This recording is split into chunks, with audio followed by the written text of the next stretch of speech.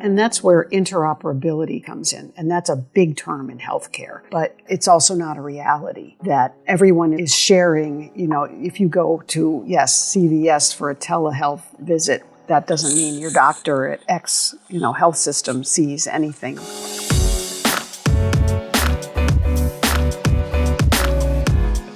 Hey gang, it's Tuesday, March 8th. Lisa and listeners, welcome to the Behind the Numbers Daily, an e-marketer podcast made possible by Mountain. I'm Marcus, and today I'm joined by our principal analyst who heads up our digital health desk, is Lisa Phillips.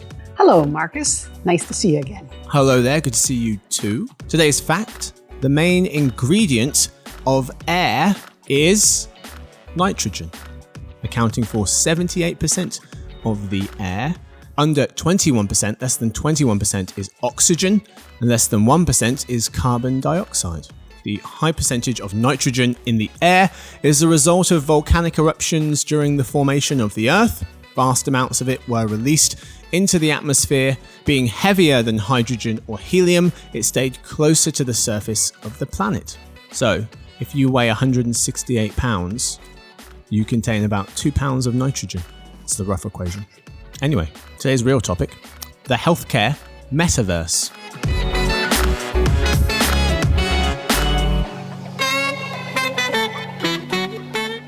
Lisa, today's episode is part of our Metaverse Residency that we started earlier this year, bringing you, the listeners, 1 or 2 episodes each month about different aspects of the metaverse. Already this year, we've covered how to think about the metaverse as a concept, who the key players are, and what the bad parts of the metaverse might be. Today, we're talking about what healthcare would look like in the metaverse being an immersive virtual world that you interact with via an AR, VR, maybe an MR, which is mixed reality headset. Lisa, you just wrote a short piece titled, Welcome to the Metaverse. The doctor will see your avatar now. What are we talking about here? What does this look like in practice? Well, right now it doesn't really look like anything as far as a contained world. And after that title, I led it with, there's nothing virtual about an abscessed tooth, a heart attack, or, There are physical problems that have to be dealt with immediately, urgently, and in physical ways.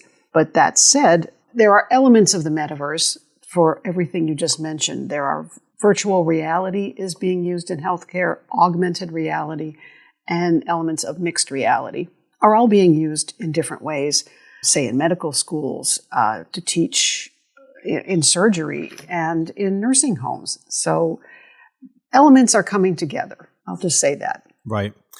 Let's. I want to talk about the digital health avatars in a little bit to give a couple of examples of what that might look like. But to your point about the VR, the AR, and the MR devices being entry points into this, yeah, you're right that healthcare in the metaverse is already in the early stage, and there are different examples of VR, AR, and MR being used in the medical field. Could you give us an example of each? Let's start with virtual reality. What's one example of how virtual reality is being used in the medical field in a kind of metaverse-esque way?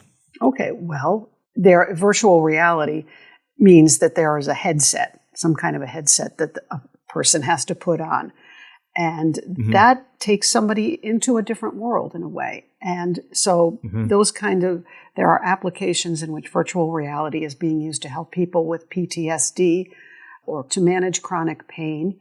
It's can help people in rehab learn to walk again. They can visualize themselves walking, and it helps them to move better. Same with seniors in nursing homes and so on that are dealing with depression and dementia, anxiety. Sometimes these headsets can really help them overcome those feelings. Right. And for folks thinking, well, yeah, that sounds good, but what is being done about it? Are we close to, a product being put to market? rendezvousfit, you note, brings physical fitness programming together with social interaction to enhance cognitive function, along with health and well-being of older adults. So there are things which are out there at the moment. With the VR, though, it's interesting because a big criticism of the metaverse is people don't want to spend their entire life with this headset on. And it seems, to me at least, that especially in the medical field, it's going to have even a lower tolerance for people wearing these devices for long stretches of time. You're going to put this on, treat the thing, and then take it off again. Is there a world in which you'd be wearing a VR headset for longer periods of time? Maybe if you're a practitioner, perhaps? Could be. That's more augmented reality. I was about to say if you're practicing on a fake cadaver or something. But I agree with you. I don't see wearing these for long periods of time, except to, see your doctor.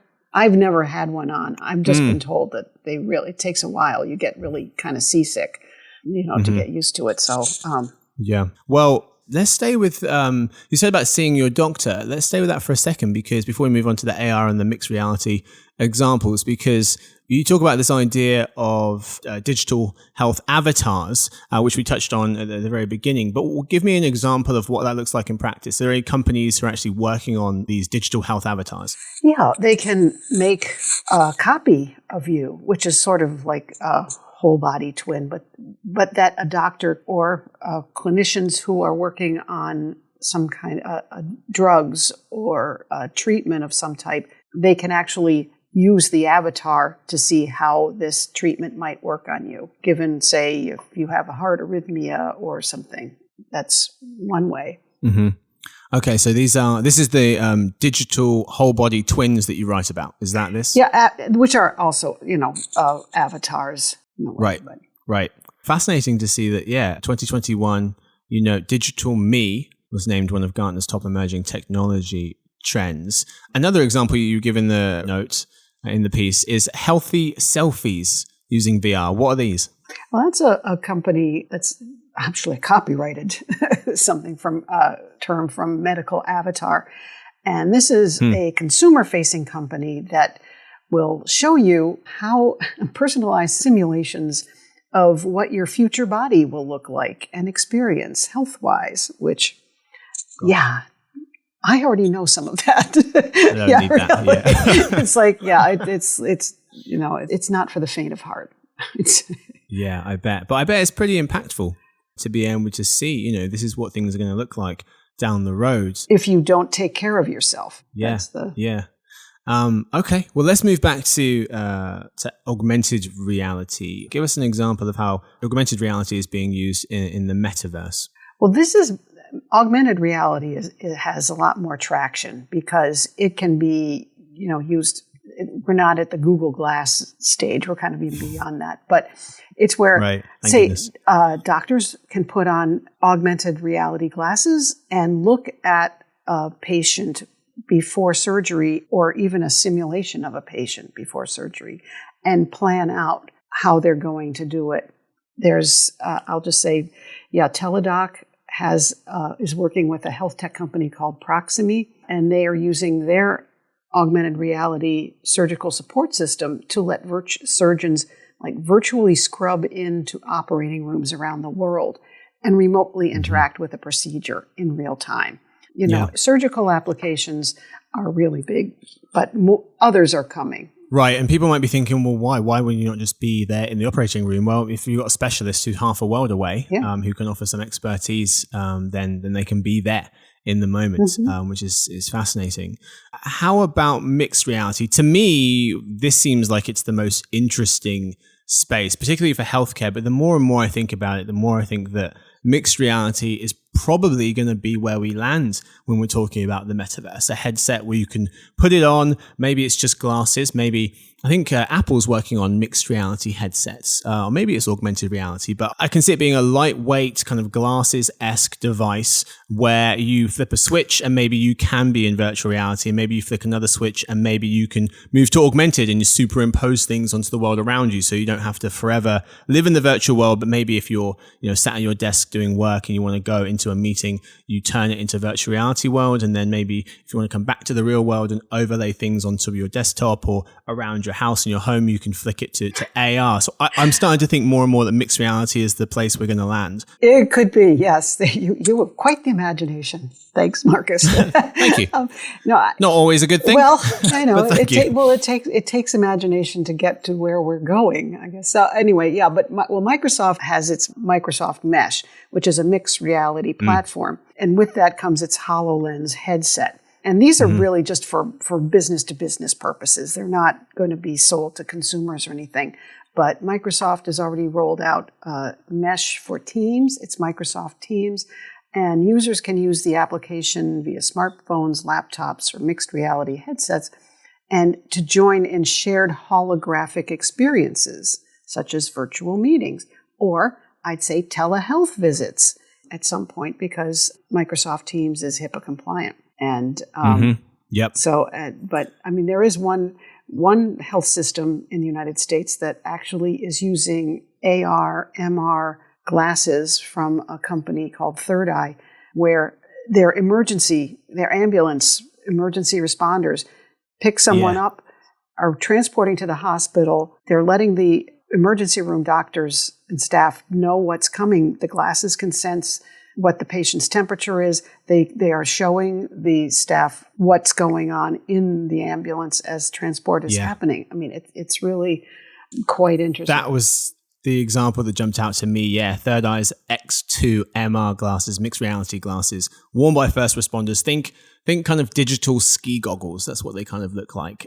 They are HIPAA compliant, and they've got this kind of direct communication with doctors, thermal sensors, as Lisa noted, but also the audio and video can be picked up so you can see ahead of time, what's on the way to you, so you can prep the right bed or have the right physicians on hand in the moment.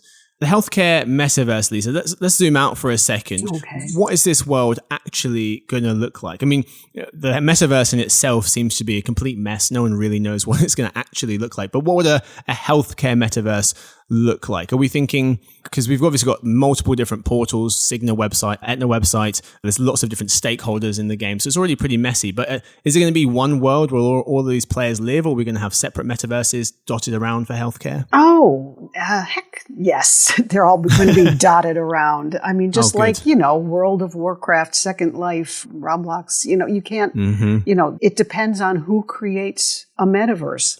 And as I've noted in the report, you're not going to see not-for-profit healthcare systems, no matter how big. And I named Kaiser Permanente, Northwell Health, any of these, big systems, not even publicly traded like HCA Healthcare, because for most it would just be a preventive care kind of thing where you would check in maybe and do your virtual reality patient thing and leave. Mm-hmm. But there's no reimbursement for that right now. Right. So we can forget about seeing those for a while. I mean, these hospitals are even still trying to get their digital front doors open, as I noticed. Right. So, but if we look at these huge insurers, like multi-billion-dollar insurer, the largest one, United Health Group, they have 141 million members in all different ages and states, and they might build some kind of a metaverse to deal with their patients, help with preventative care. You could pay your bill, whatever, maybe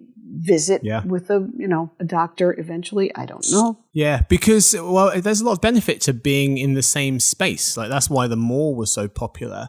And I can see it benefiting a lot of these healthcare providers if they are all in the same area. Maybe not some of the big health insurers perhaps, but if you could move seamlessly from your primary care visit over to a specialist, over to a pharmacy, pay your bills through it, etc. There seems to be a lot of benefit from all living within the same ecosystem, as opposed to like having a separate, like we have now, a separate login, sign in across all different platforms, not to mention having to put in all of your information 1 million times over. Well, and that's where interoperability comes in. And that's a big term in healthcare, but it's also not a reality that everyone is sharing. If you go to, CVS for a telehealth visit, that doesn't mean your doctor at X, health system sees anything. Yeah. While things should be shared, that's the goal. In metaverses, that's one of the pluses people are pushing, that, your avatar could take it, all of your data with it, from place to place. So, if CVS Health actually did a metaverse, it would be more like shopping, but they also have, their medical health hubs and pharmacies and so on. Mm-hmm. Yeah, putting information in repeatedly across 1 million providers, it's bane of my life, America. You got to get it together. In Estonia, they have a single entry system. It's not called that, but it's called something like that. It's basically the idea that you should only have to put your information into something once, and then anyone who needs that, as long as you give them permission, you can share it. You just take the same carbon copy of my name, which doesn't change, my address, which rarely changes, my date of birth, which doesn't change, and I can be like, I'll take that, here you go, person over there. I'm not going to have to fill in the form, which takes like an hour each time. Lisa, 2 other things I wanted to mention. It seems like there is, not only are we a long way technologically from this, but also just in terms of people's tolerance or appetite for trying to spend time in the space. We're quite a long way away because of 2 reasons. One, people just aren't comfortable with it. There was some research from Evernorth you had that found most Americans are only somewhat comfortable using emerging technologies, VR, AI, AR, robotics, etc., for preventative care and health monitoring, and I'm sure over time that will change. But the second point you made was the threat of a patient health information data breach being a major concern, since you know that this type of data is so highly sought after on the dark web. Yes, and people have cause for concern because metaverses today, I think, have been breached here or there. So. Mm-hmm. Yeah, plenty of obstacles. That's it for the lead. It's time now for the halftime report. Lisa, what would be one takeaway from everything we talked about with regards to the healthcare metaverse? Don't hold your breath. We're a long way from this, apparently. It's healthcare is so personal to people. It's them. If it's somebody else, fine. Yeah, you go do that. But it's going to take some time, and it's going to take an awful lot of marketing and a lot of back-end stuff to get going, I'd say. All right. Don't stay tuned. Give it some time is the message. That's all we got time for the lead. It's time now for In Other News. But first, a quick word from our sponsor, Mountain.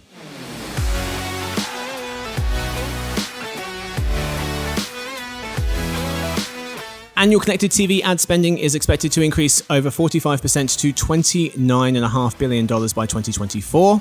So why all the interest in connected TV? Because it's television advertising that's fully targetable and measurable, and that's a major opportunity for marketers. Mountain Performance TV makes the most of that opportunity and offers an easy way to buy, manage, and measure connected TV campaigns. Visit mountain.com to learn more. We are back.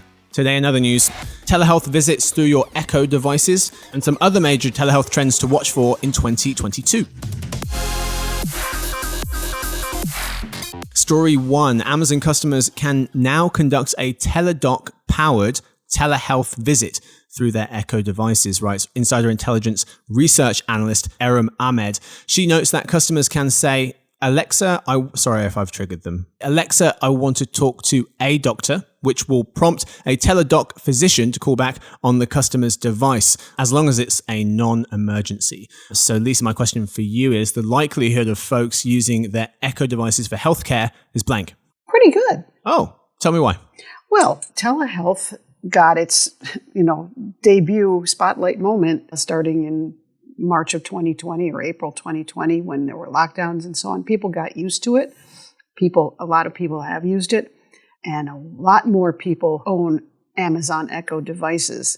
A lot of people will try this, I'm sure. Yeah, I was stunned to see some numbers from Erum's article that showed that it used to be 8% of American adults who'd used voice assistants for health-related activity. 8% in 2019. Last year, 2021, it was 21%. In 2 years, it went from 8% to 21% in terms of Americans who have used voice assistants for health-related activities. I'm stunned it's that high. One reason I do think that this could take off is because of what Erum notes in her piece talking about the whole Amazon ecosystem. Erum explaining that making Amazon Care, its own telehealth service for employees, making those visits accessible through Amazon Echo, an Amazon Care physician could quickly send a patient's prescription to Amazon Pharmacy after conducting an audio-only telehealth visit through Echo. Amazon, they're playing chess. The rest of us just playing checkers. Checkmate. There you go. Yes, indeed. No, we're being surrounded. You're right. Yep. And they just turn on the light switch and it's all ready to go. Story 2. Lisa, you recently wrote in a January 2022 telehealth trends report that the COVID-19 pandemic made telehealth the only means for most patients and caregivers to see or consult a healthcare provider for the majority of 2020. We all remember. In the piece, you explored what telehealth trends will look like this year and what consumers really want from a hybrid delivery system when it comes to how people get their healthcare, as you write. The two most interesting takeaways from that 2022 telehealth trends piece were blank and blank. Here to stay and a commodity. First of all, telehealth is here to stay. It's going to be part of a hybrid delivery system where people are using it for convenience because they don't have a ride to a doctor, that they just want to stay home. They don't want to go out, and it's a non-urgent thing. The other thing, though, from a business side is telehealth is now kind of a commodity, and it's kind of expected that health systems and healthcare providers offer this. But if they don't do it right, it could be a detriment rather than good to have. That's all we've got time for this episode. Thank you so much, Lisa, for hanging out. Thank you, Marcus. It's always fun. And thank you to Victoria. She edits the show. Thanks to everyone listening. Tune in tomorrow for the Behind the Numbers Brand Anatomy, the eMarketer podcast made possible by Mountain, where our very own Jeremy Goldman is sitting down with Mike Janover of Gap Inc.